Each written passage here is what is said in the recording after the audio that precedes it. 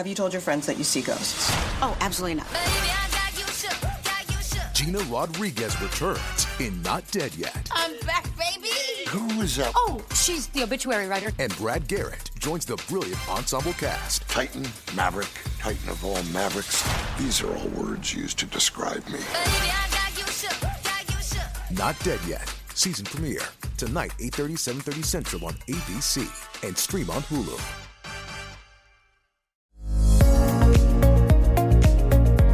It's the Happy Families Podcast. It's the podcast for the time-poor parent who just wants answers now. Hello, this is Dr. Justin Coulson. I'm so delighted to wrap up what's been a fascinating week of conversations, looking at the opposite to what we've kind of talked about all week. Now, lest anyone think that this week has been about saying school doesn't matter, that is not the case at all. There's a lot of pressure that a lot of kids are feeling, though, because Year 12 exams are happening or are about to happen in pretty much every state in the country right now. And during this week, if you've missed the conversations, really great discussions with people who have maybe finished school but dropped out of uni or didn't finish school at all, but people who have made incredible lives for themselves without completing their education. The conversation, though, wouldn't be balanced unless we talked about the importance of education, and that's what today is all about. I'm so delighted to have Nigel Howard joining me on the podcast today. Nigel is a research associate at Flinders University. He was a secondary school principal, and now he is doing his PhD studying students in poverty and on the edge of schooling, and how schools' responses to the issues that students face can determine whether or not they're going to stay in school or they're going to be excluded. Nigel's really good at telling us what happens when kids don't finish high school. And he actually wrote an article that appeared in The Conversation just online last week. Nigel, so glad to have you on the podcast. Can you tell me, new data from the Productivity Commission is telling us some really surprising things about how kids are going with school completion. What does the data say? What the data is saying from the Productivity Commission and with all the data that we find is that there has always been a very stubborn group of people that aren't completing school. It's 25%, around 25% that aren't completing schooling. And that's dropped in the last 5 years. Okay, so we've gone down about 5 percentage points in the last 6 years. And the gap between students from the city and students from the country, students from high ES and SES backgrounds and low SES backgrounds is widening. And so what we're finding is the young people that we need to stay on at school are the ones that aren't seeing themselves completing school or believing that school has part of the future for them. In the context of the conversation that we've been having on the podcast all week, people who didn't finish high school, there are people who don't finish high school and they go and do their trades. They go to technical school. They become entrepreneurs. There are people who absolutely contribute in such magnificent and wonderful ways to society without finishing high school. Could you articulate the arguments for finishing Year 12? Why is it so important that kids do get to the end of Year 12 in as much as that's possible, recognising we won't get 100%? We won't get 100%, and there will always be individuals who can find their way and navigate their way quite successfully through life into career-based jobs without high school. But high school has, for about the last 10 years, 15 years, been the foundation from which you build a career rather than just having a job. Okay, so that ability to negotiate around what your skills are and what you can do and what you can bring to it become really important. Now, the Productivity Commission is saying that in the future, we're going to have more and more jobs that will require completion of secondary school at least, and even, the basic university degree. And so a lot of the entry-level jobs that you used to be able to get that kickstart are disappearing. So even for young people that are being apprenticeships, and apprenticeships used to be, before I started teaching, apprenticeships was 15 years old. I'd be working in a restaurant as a waiter, and a 16-year-old boy would be running the kitchen on a Sunday when the chef was away. Apprenticeships now are 18, 19, 20, and even older than that. The sort of people that have started a job and saying, now I want to build a career. So that idea of to build a career, high school is the foundation. And what it is not the kids that are dropping out, it's not just individuals, it's cohorts of kids. As I've said, it's more likely that you're going to drop out of school if you're from a rural or remote area, or if you're from a low socioeconomic background. And that's what we have to choose. We have to close that and then make sure that everybody has the choice that they want to negotiate their life afterwards. Where are they going? Where are these kids who are dropping out going? And maybe a double-barreled question, which is terrible to do, but there's just so much here that I'm curious about exploring. Number one, where are they going when they drop out? And number two, why? Why are they actually leaving? Why are they dropping out? Yeah. Just flipping that question on its head a little bit is, why do kids stay? So if why do kids that like school stay at school? And it's really quite simple. It's one, they have friends, they have relationships, but they can see their future in schooling. They can see that what they're doing has some relationship to who they want to be and who they want to become. And even though they don't have to get A's, they don't have to be high achievers, but yeah, I'm doing okay at this. And then also school fulfills a very social thing for them, that they get to be in the sports team, in the Eisteddfod, they had to do those things. So if those are the things that are missing, if you look around your school and say, well, I don't fit in socially, I don't fit in academically, and I can't see my future here, then that's why you drop out, okay? And quite often, a lot of that is from the students we've talked to, from the young people we've talked to, once as a principal and now as a researcher, is people didn't listen, okay? So I couldn't see what the relevance of this was. I couldn't see myself in this, but people didn't listen to me. And that's the major thing. I didn't fit in and people didn't listen. And so where do they go? So some go to work, okay, and there are still entry-level jobs, even though they're disappearing. They go to work, but also those jobs are usually precarious. They're not very well paid, and quite often they'll disappear when the kid's 18, and so somebody has to pay them higher. They tend not to go into apprenticeships, because where you have areas of high dropout is also you have areas of low take-up of apprenticeships and low take-up of university. Some find themselves in alternative placements, and that's an increasing area in schools. So there's a group of schools called specialised assistance schools that are small, independent, relational schools where students that found themselves lost in the big schools can actually find a place there. So it's round about, I think it's around about 20% of students that we would say are not in employment, education or training, okay? And they're the ones that we need to be concerned about. Once we've lost them, it's hard to get them back. That statistic is something that I hadn't considered in most of the conversations that I have with parents. I mean, when you think about it, people who are listening to a Happy Families podcast, they tend to be pretty invested in their children's success and well-being. They're the ones who are coming to me and saying, I've got this challenge, my child's struggling at school. And that level of investment, it seems to be somewhat different from the challenges that many of the students you're describing are facing. And so I'm very, very strong on saying, hey, you know what? I know plenty of builders and plenty of plumbers and plenty of hairdressers and plenty of beauty therapists who are doing such great work, and they love their life, and they dropped out when they were 16 or 17. They got the apprenticeship and they've never looked back.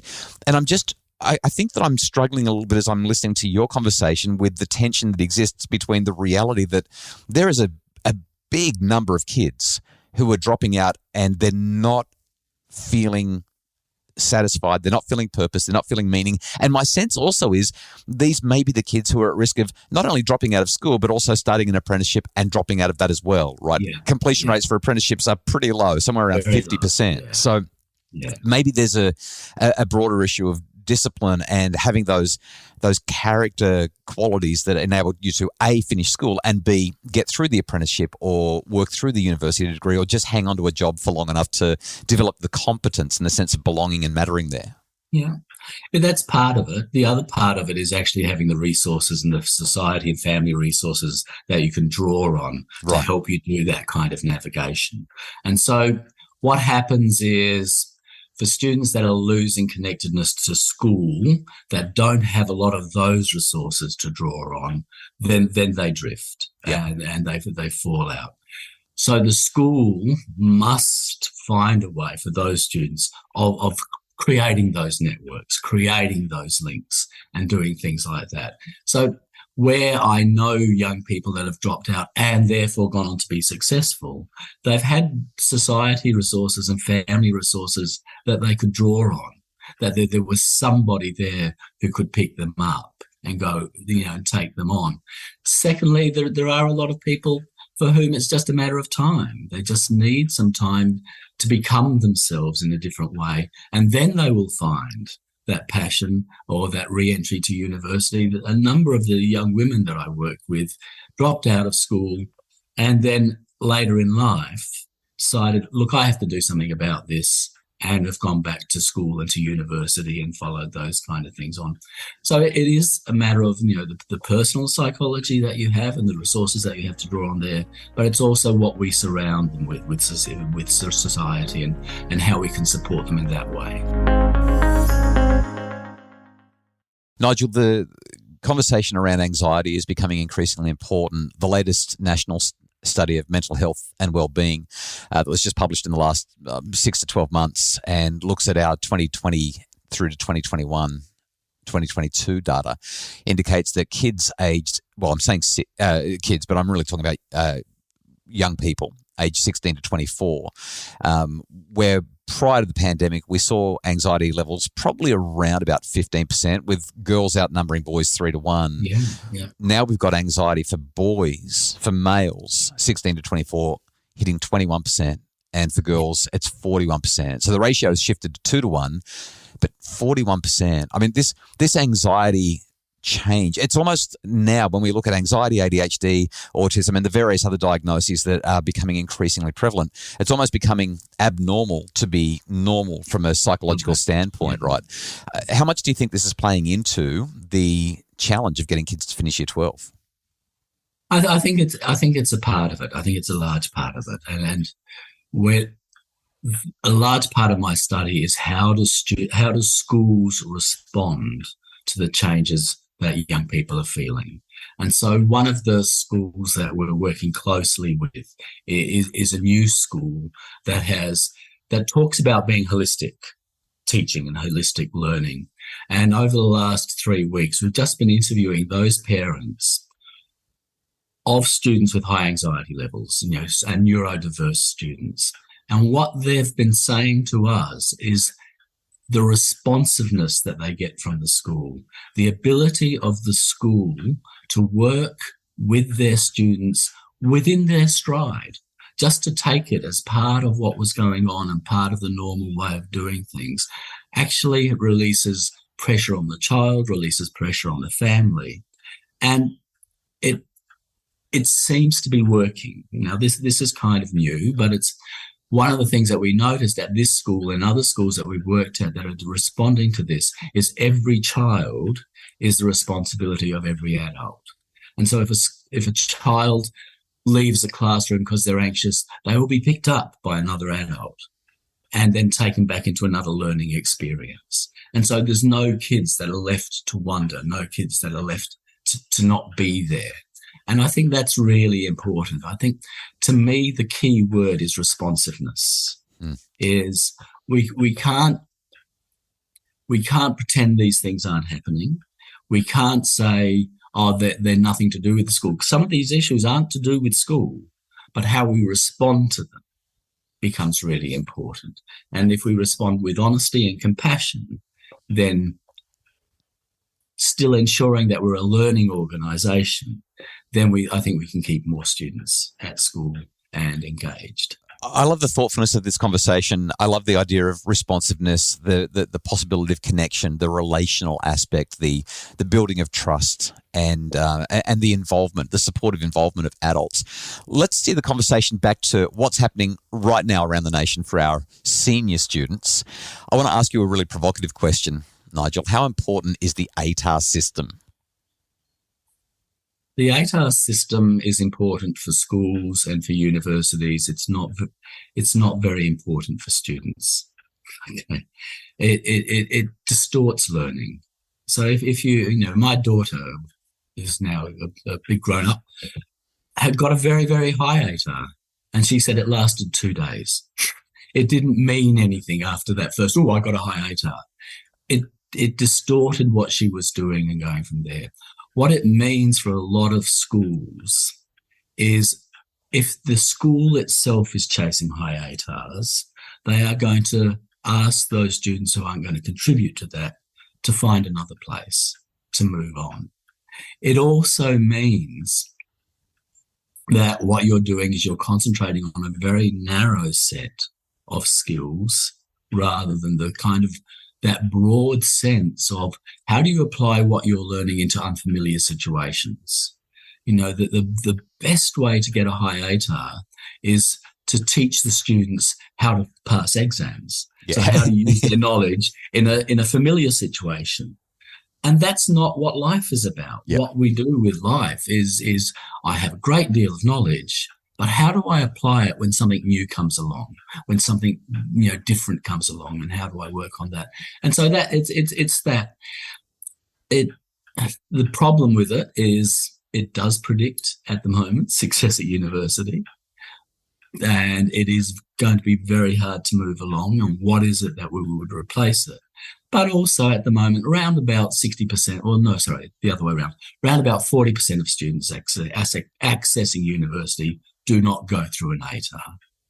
They find other ways of doing it. A lot of it's adult entry. And, I have the great privilege of teaching the next generation of teachers. And the ones that have worked and, got life experience and now saying, hey, now I want to give something back, they're the ones that are going to be so valuable to our students in the future. A cynic might say, based on your response, that an ATAR is really just a marketing ploy for schools to look more attractive to aspirational parents.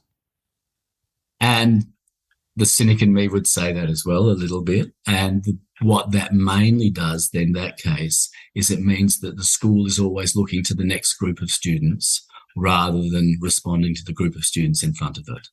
Okay, so my work with my students that I teach now is to have high expectations of the students and teach the students in front of you to those expectations. The marketing then looks after itself. Politics aside, around the nation right now, there are so many students sitting exams that they are being told are the most important exams of their life so far. So as a former secondary principal, one who primarily worked with children who have additional needs, and as someone who knows the terrain both practically and also academically, what advice would you give to both students and parents if they've sat through this conversation, hopefully been as fascinated by it as I have, and are now dealing with the pressure that comes from wanting to do well on those final exams?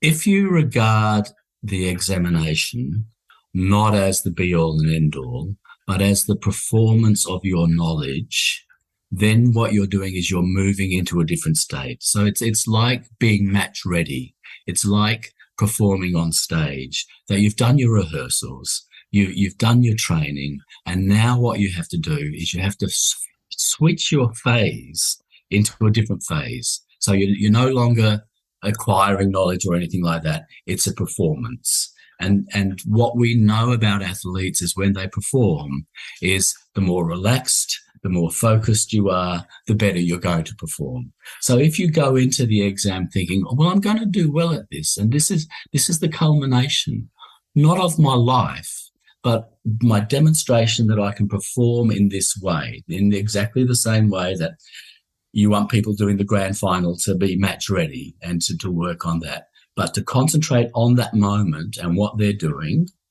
and then put that aside when you go from that. It can be exciting. It can be a part where you actually say, yeah, I've done my best. I can do what I can do. But it's that idea of moving into a different state for that 3 hours in order to complete that task, and seeing it as a task that is part of that whole year's study rather than, I've got to get this mark, Wisdom from a lifelong learner and educator, the soon-to-be Dr. Nigel Howard, who is a research associate at Flinders University, former secondary school principal, and now studying how we can help kids to finish Year 12, because on average, it doesn't just matter, it matters a lot. Nigel, so grateful for your time today. Thankful for the things that you've shared, and good luck with the PhD.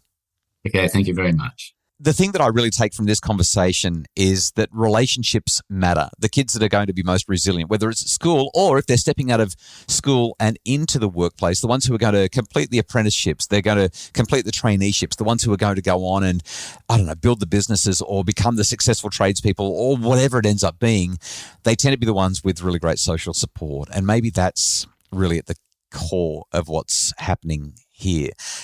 Fascinating insights. Good luck. I hope that this has helped with your discussions with your children about what they're going to do for their exams and also for what happens after school. Nigel has written 3 really wonderful articles that have all appeared on The Conversation.